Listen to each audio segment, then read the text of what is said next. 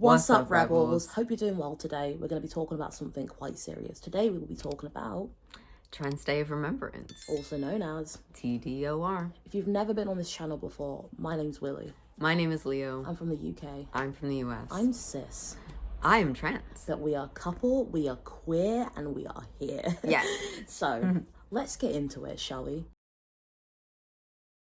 Trans Day of Remembrance is a day that is dedicated to the trans community on the 20th of November, in which we honor and commemorate the lives lost to trans violence, trans discrimination, and the everyday hardships that people face who live in the trans experience. What's it like for you personally as a trans person?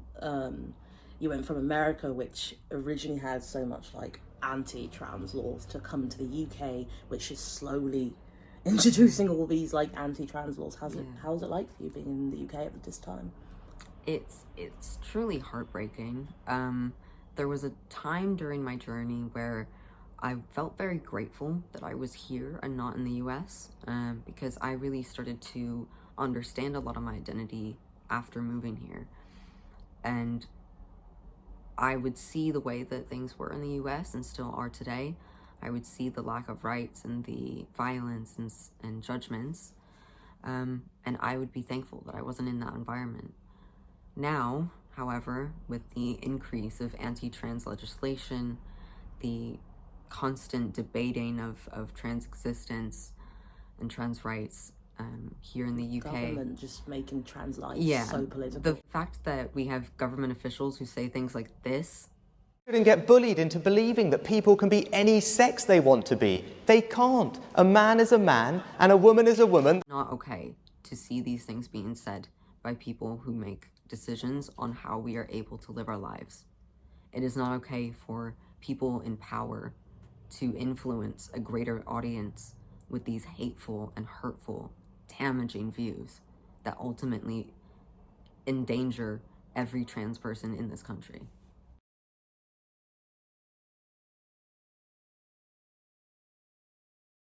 The Trans Murder Monitoring Project tracks the violence and death of trans and gender diverse people. This record, however, only tracks those who have reported.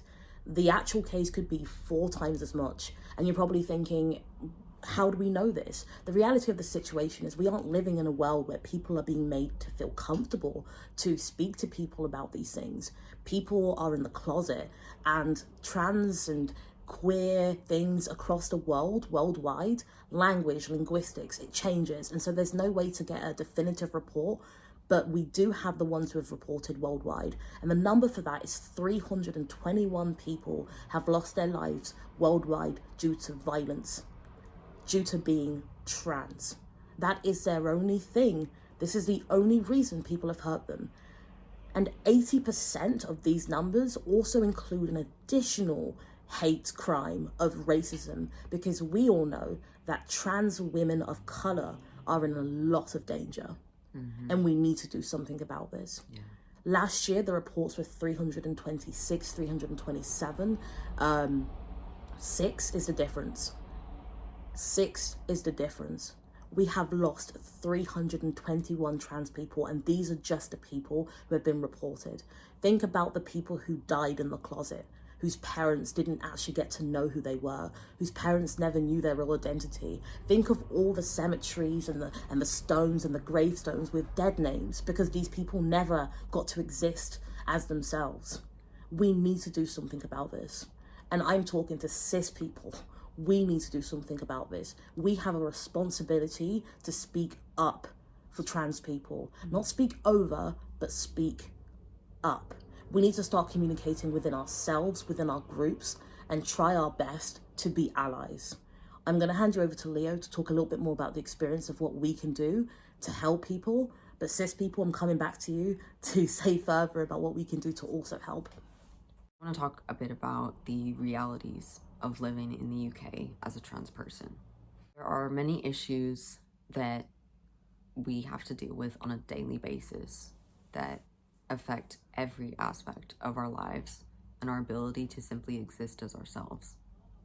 The resources that trans people need, the healthcare that people need, the counseling, the support. These are things that are immensely lacking for our community and that are constantly being threatened in our community by outside sources and by bigoted people who perpetuate hate and discrimination.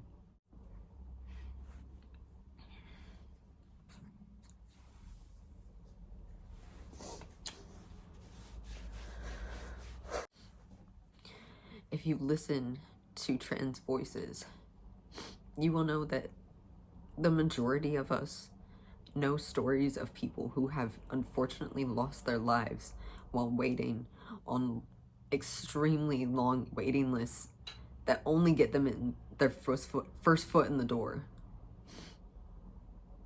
To wait years for a initial assessment for something that you know to be true in your heart and in your soul, and then having the reality that once you get there, once you fight through years and years of waiting and pushbacks and delays, once you get in that door and you pour your entire soul and heart out to a stranger in a white coat, they can turn you around and say no.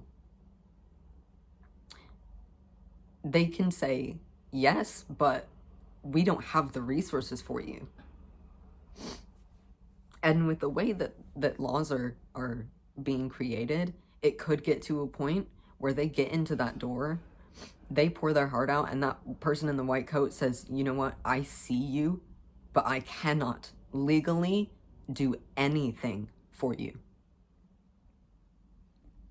These are the realities that we have to face as trans people every single day that we choose to accept our authentic selves. These issues are things that create gigantic barriers for many trans people, particularly young trans people or those in the beginning of their journeys. When you are very aware of the fact that living your life as who you know yourself to be can come with immense daily hardship, danger and fear and self-questioning and pressures and just a constant need to exhaust your energy fighting for your right to exist. That's an immense amount of pressure.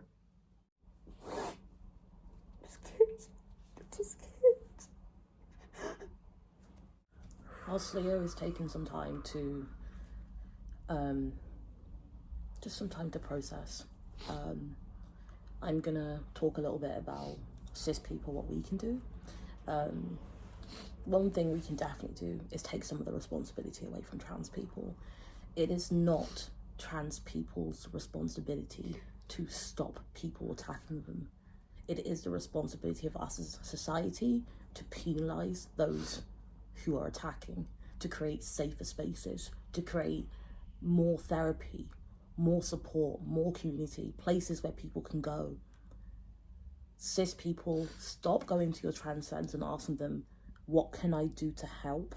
And I don't mean that as a definitive rule. I'm just saying, we as people have a moral compass. We know transphobia is wrong.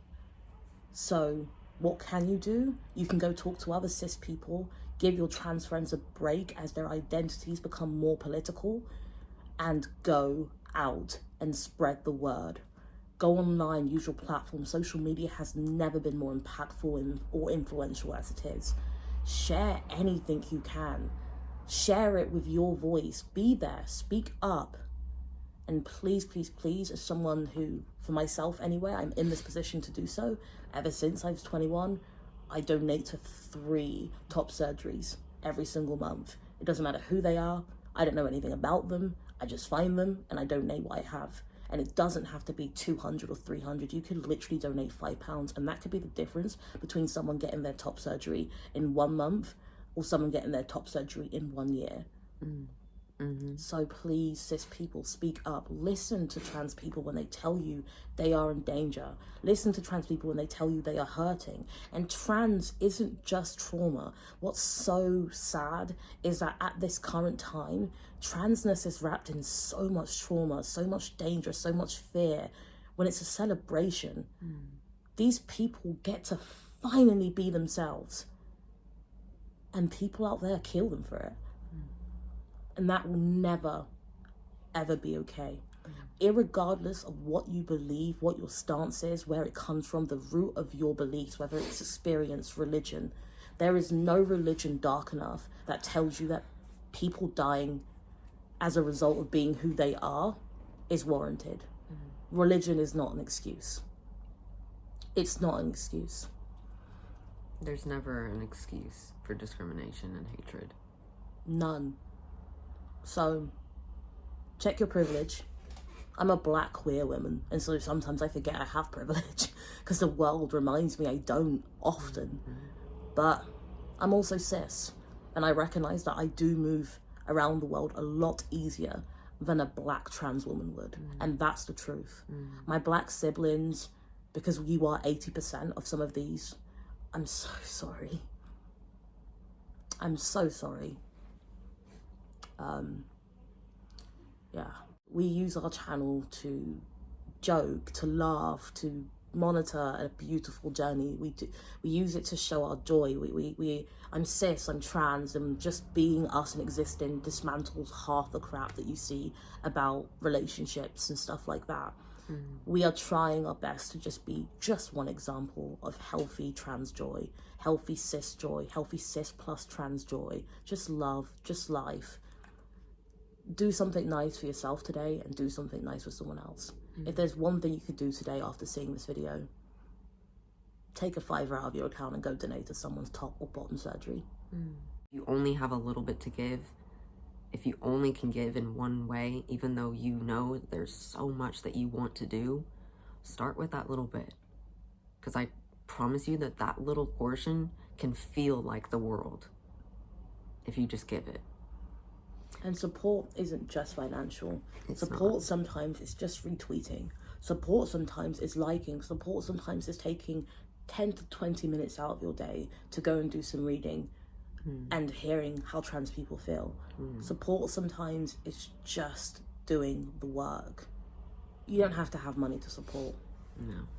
There are so many things that cis allies can do to help trans people. Aside from learning about our experiences, listening to us, you know, there are very, very many resources online, in books, in media that you can go to in which trans people talk about their experiences. We talk about the things that we are facing, and you can educate yourself on these issues.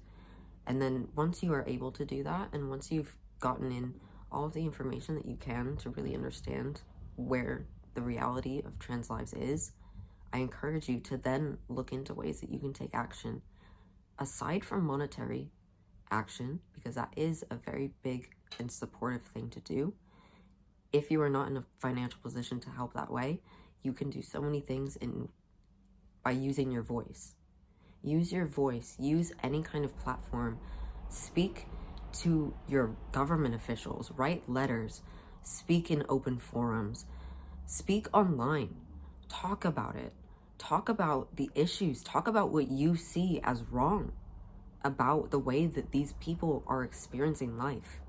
It does not take someone who is experiencing something to know that it is a wrong thing for another human being to experience. Every single person who we have lost, you shine in the brightest stars. Okay? We see you in every other face of every trans elder, every trans child. Sorry. It's okay.